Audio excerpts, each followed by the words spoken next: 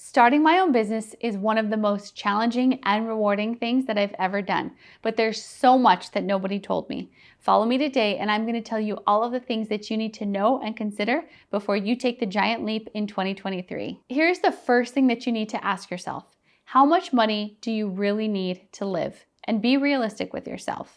It's important to really think about how much money do you need to live a thriving life. There's a lot of luxuries that we all have that it's possible you can take the leap if you were to sacrifice some of those basic luxuries. And here's some examples for you. Is it possible that right now you are paying for a gym membership, but you can shift those to at-home workouts? Is it possible that you could sacrifice your monthly coffee bill and make your coffee at home? Taking into account all of those luxuries that you currently pay for but could live without will help you to make that leap even faster. The figure that you're going to want to get to at the very end is how much are you able to net on a monthly basis. So here's what that looks like. When you start your business, you have your monthly revenues. From there, you're going to deduct all of your regular business expenses. So depending on what business that is, you're going to deduct all of the operational costs. Maybe you're paying for a rent or lease space. Maybe it's for subscriptions. The number you want to get to is what are you netting at the end of the month, and that is going to be your take-home pay.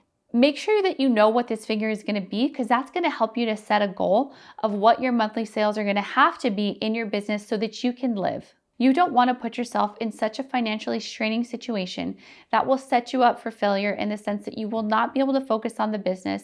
It will possibly hurt your mental health and some of your relationships, and it will really just put you in a position that you don't want to be in financially. So start making that financial plan. For me, when I did this, it meant that we were able to cut all unnecessary expenses so that we could live on as little as possible. What we did is we were able to use my mom's Netflix password. We stopped eating out, and all of those things helped me to be able to make that leap even faster. We lived off of my husband's salary, and then what I was able to bring home from my take-home pay was able to cover the rest. These are the types of things that you're going to need to know before you make that leap. Another thing to consider is, do you have some money put aside that could help to carry you, especially in those first few weeks or months of starting your business when you're really trying to get those things going? Here's what that looked like for us. I quit my job and my last day was March 31st. I started my job as a business owner on April 1st. Conveniently enough for us, that was right around tax time. We went ahead and used our family's tax return that year. We put it aside in the bank, and that carried us for those first few weeks, especially as we were trying to get the ball rolling on everything. If there's one thing I can say about your finances before you make the leap, make sure that you have a plan in place. So you might be asking, okay, well, I want to quit my job, but how do I know how much money I'm going to make? I don't even know if I'm at that level yet. That is a common theme that we find among new entrepreneurs looking to start. So here's a couple of things that you can do. If it's at all possible that you can work your full-time job, your 9 to 5, while also working your side hustle that you eventually plan to make your full-time job, I would definitely recommend doing that. For a lot of people, especially me, this is what I did. I worked for both jobs for a good 3 to 4 months. And in fact, those first few months that I spent working my social media marketing company on top of my 9 to 5, I was actually working for free to try to build that portfolio. That's something that I did that overall, I don't want to completely say that it's the right thing for everybody. But what I will say is, if it's something you're willing to do, you can actually build both at the same time so that you make sure that the transition is going to be really smooth. A lot of people think that it's as easy as turn one opportunity off and turn the other one on, when in reality, a lot of it is happening concurrently and it's happening at the same time, but it's going to look different for everybody, and it is possible. So the next thing that you need to ask yourself, and really be honest with yourself, is, are you leaving something or are you stepping into something better? And why is this question important? Well, I believe it's important because it's going to set the tone for your entire journey and for the rest of your pursuits. Here's the deal. If you're running away from a less than favorable position that you're holding at a current corporate job or a 9 to 5, and let's say that that job is becoming stressful or there's a lot of pressure, well, it's possible that even if you leave that opportunity and you step into entrepreneurship, you're going to carry that baggage along with you, because in the entrepreneurial life, guess what? It's still pressure-filled and it's still stressful. So it's important to identify those things about yourself, and maybe that's something within you that you need to work through. It's not necessarily the job or the position. It's more so, how do you handle in those situations? Here's what I also know. When you are stepping into something better, it's likely that you are willing to endure a lot more than if you're leaving something else. Because guess what? When things get hard, if you're used to just leaving because it's the easy thing to do, in entrepreneurship, you're going to want to leave because it's going to get difficult. But if you are stepping into something better and you have a long-term vision and goal for what you want to do, you are going to go through a lot more to try to get there. And this is because you're going to have something that you're moving toward, not something that you're trying to move away from. So you've probably heard a lot of the whole know your why, but I really do believe that this is important, especially when you are starting an entrepreneurial journey or you're starting your own business. And here's why that's important. Although this may change, you need to know what you're about and why you're about it. Here are some specific questions I encourage you to ask yourself. Why are you pursuing this life? What is the end goal or reward for you? How will this path grow and change you for the better? What is the potential outcome if you don't follow this path? What piece of this decision is about something bigger than just you? Here is what I know about the human condition. When things get hard, we want to quit. So if this decision is just about you, I promise you're going to feel so tempted to quit when times get tough. It's important to know why you're doing this. Your mission will be the gasoline that will carry you. Okay, so another thing that you need to consider before you put that 2 weeks notice in is you need to gauge your dedication realistically. So here's my thoughts on this, and this is what I did early on. Give yourself no other option. Give yourself no alternatives, especially when things get difficult. Like we just said, what we know about the human condition is that when things get difficult, we want to quit. But if you give yourself that mental out, you will take it. So tell yourself that there's nothing that you won't do in order to make this work. Another thing that you need to ask yourself is, what are you realistically willing to sacrifice in order to start your own business? A lot of people believe that just because you start your own business, that leads to time and financial autonomy, but that is often not the case. So it's important to understand and know about yourself, what are you willing to sacrifice to get there? And gauge your own dedication realistically. I remember early on when I first started my business, so many times I thought, oh, it would just be so much easier to go back to the corporate job. I know when I clock in, I know when I clock out, I know how much money I'm gonna make. If something goes wrong, it's not on me. And so many times I felt tempted to go back. In fact, sometimes I'd be lying to you if I didn't feel like I fantasize about going back to a corporate job where you make a lot of money and you have barely any responsibilities. But at the end of the day, I just understand that that's not my calling and that's not the case for me. I'm always thinking about the mission and really telling myself I'm willing to sacrifice comfort and I'm willing to sacrifice all the other luxuries in my life in order to pursue this dream. I encourage you to ask yourself, is the same true for you? So here's the deal. I've laughed, I've cried, and I've cried some more. And I'm committed to telling you the ugly and honest truth about what it really looks like to own your own business. I'm holding nothing back so that I can help you to get to your goals even faster and not to make the same mistakes that I've made. The next thing that you need to make sure you do, please do this, is leave your job well. Here's what I know. The world is small. Communities are small. People are so connected, especially with the internet nowadays. Please make sure that you leave your existing job well. Do the honorable thing. Make sure that you put in your full 2 weeks notice. Even do those extras. Maybe offer to train the person that's coming after you. All of those things will help you to maintain that good, positive relationship that you may need later on in your career path. Also, chances are that even if you're leaving a job and it wasn't the perfect position for you, it likely gave you a lot of value and skills in your life. So my recommendation is to be grateful for that opportunity and then act accordingly. The last thing I would encourage you to think about is that one day you may have your own employees. You may be leading your own company and organization. So make sure that the way you leave your existing job is the same way that you would hope an employee would leave when they depart from your organization in the future. The next one is a tough one, but I love you guys enough to tell you that financial freedom is not promised. Sometimes the business pays you, and in all honesty, sometimes you pay the business. Here is what that looks like. Especially in the beginning, you might find that you have to pour every extra cent back into the business to grow. This means that when you do have extra left over, right, after you take your net pay and you're able to pay yourself, you might have some that you might think, oh, do I pay myself with that? Or do I take that money and I put it back into the business? That's always going to be my recommendation, no matter how large your business grows. This means that when you have that extra, maybe there's that extra piece of equipment you can get. Maybe you can sign up for that extra subscription that would allow you to service more customers. Always be thinking about how you can take that money and put it back into the business. This means being realistic with yourself about what sacrifices are you willing to make to grow your business. If every time there's extra money from the business, you just want to put it in your pocket to give back to whatever things you want to pay for, it's always going to hinder your growth because that money could be going toward hiring a new employee or doing something that's going to help you get to the next level.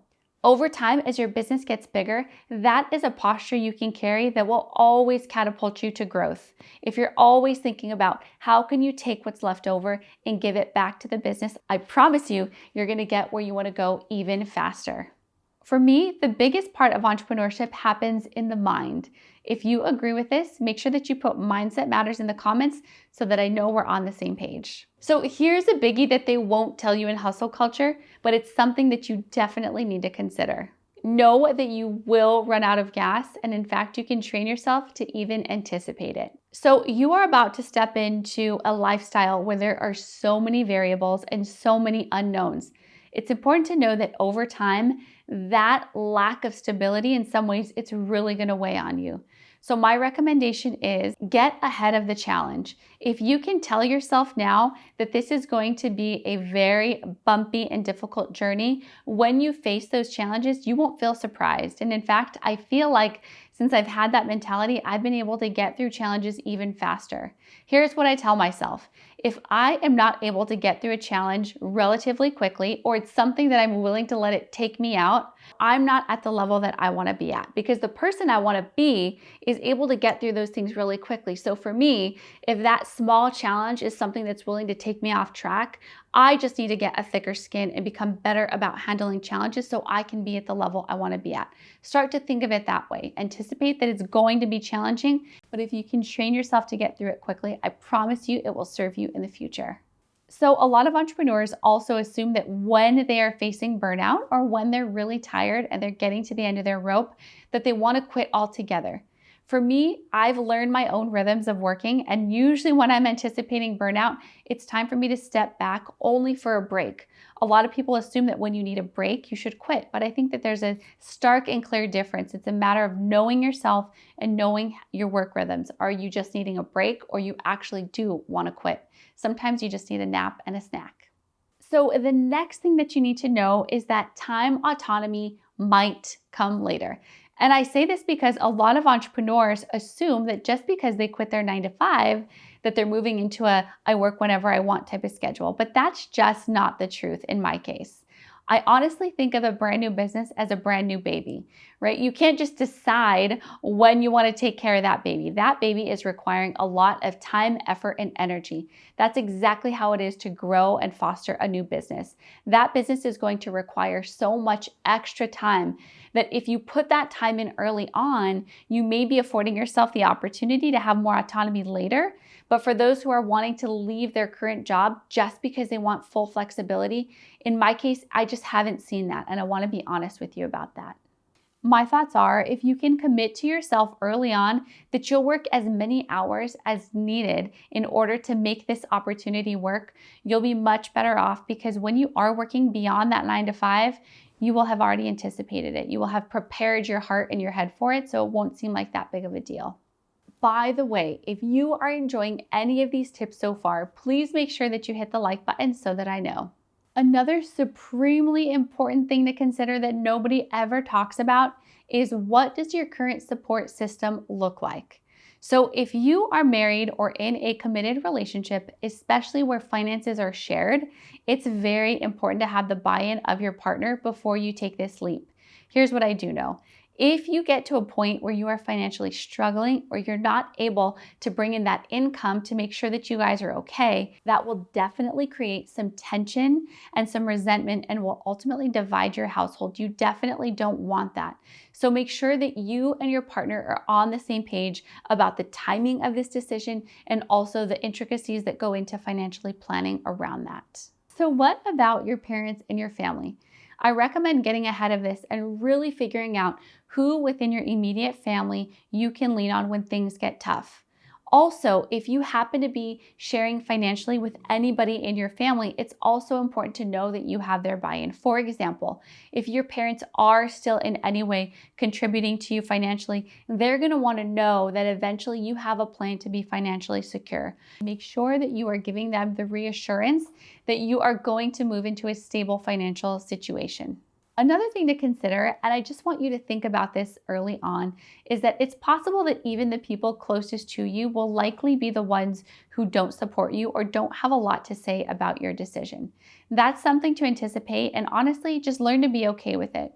In our situation, a lot of the people that we're closest to never talk about what we're doing or want to talk about our business or want to be called when things get difficult. So it's important to just consider that. I don't exactly know why that is the case, but among a lot of entrepreneurs, that is what I've heard, that the people closest to you may not be your biggest cheerleaders and your biggest supporters, and that's something to just think about before you get started. So what about a mentor? We recommend having somebody that you can call and ask questions to and glean wisdom from, especially as you are in this early growing phase. For me, that's usually my dad. I like to call him, especially when things get tough, because he has owned his business for the last 30 years. He's a painting contractor and he has seen it all. So when I need that little extra encouragement or someone to just remind me that it's not always going to be like that, I give my dad a call. We're able to talk shop and I'm able to ask for his advice and for his wisdom on how to handle a situation. Do you have somebody like that in your circle? Do you have somebody who could coach you or help you or even hold you accountable professionally? I definitely recommend, if it's at all possible, getting a business coach. This is something that I did early on in year one of my business that has been one of the most game-changing things for me. In fact, I still have this business coach 4 years later. This is the place that I go when I need somebody to tell me that I'm dreaming small or that my goals are too small or that I'm not challenging myself enough. If you don't have somebody like that in your life holding you accountable and pushing you, I definitely recommend that you do that right away. The last piece of this support system you're going to want to think about is your existing network.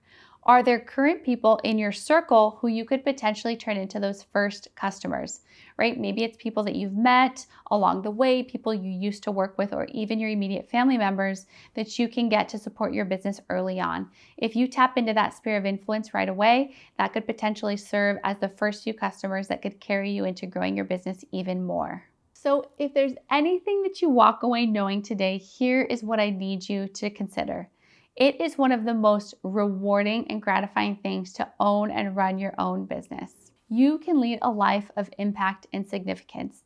The amount of lives that you will touch as a result of hiring new employees or gaining your network or working with customers to be able to grow those relationships daily is so fun, and it's one of the most amazing things about owning a business. You're constantly dealing with new people. You're becoming a dynamic individual to learn how to work with different people. You never have a day that looks the same. No day in the life of a business owner is going to look exactly like the day before that. And I personally love that. This is the perfect time to start your own business. I'm super optimistic about this.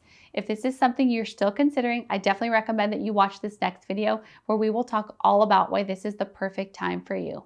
Thanks for watching. Until next time. Bye, guys.